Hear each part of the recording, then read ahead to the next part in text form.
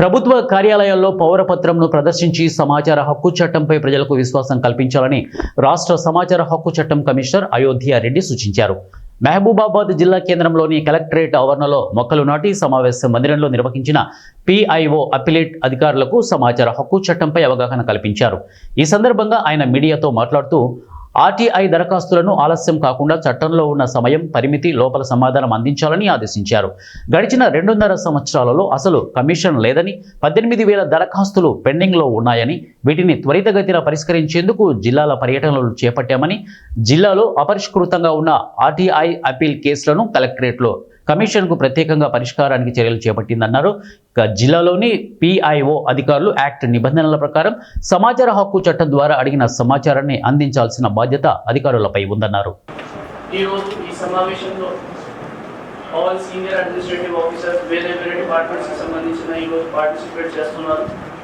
So ముఖ్యంగా RTI అంటే మన డెమోక్రటిక్ స్ట్రక్చర్లో మన ఏదైతే కాన్స్టిట్యూషన్ సిస్టమ్ ఉంది దాంట్లో చాలా కీలక చట్టంగా మనము దానికి అర్థం చేసుకోవాలి. మేము తెలిసి అనుకుంటాం దేశాల భూపాల్ గారు, ముహసినా పర్వీన్ గారు, నేను అయోధ్య రెడ్డి, బోరెడ్డి అయోధ్య రెడ్డి, PV శ్రీనివాసరావు గారు, ఆల్మోస్ట్ మేమైతే కొంత మీకు అక్కడ రకాలు తెలిసి ఉంటుంది కదా. అందరికి నమస్కారం. కమిషన్ మే 14 నుంచి బాధ్యతలు తీసుకున్నది.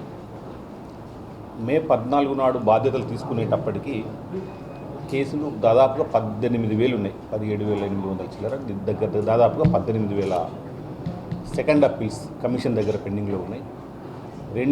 దాదాపు 2.5 ఏళ్ల పాటు కమిషన్కి సభ్యులు లేకపోవడం వల్ల, కమిషన్ లేకపోవడం వల్ల దాదాపు 2.5 ఏళ్ల పెండెన్సీ పిటిషన్ల రూపంలో పెండింగ్ ఉంది.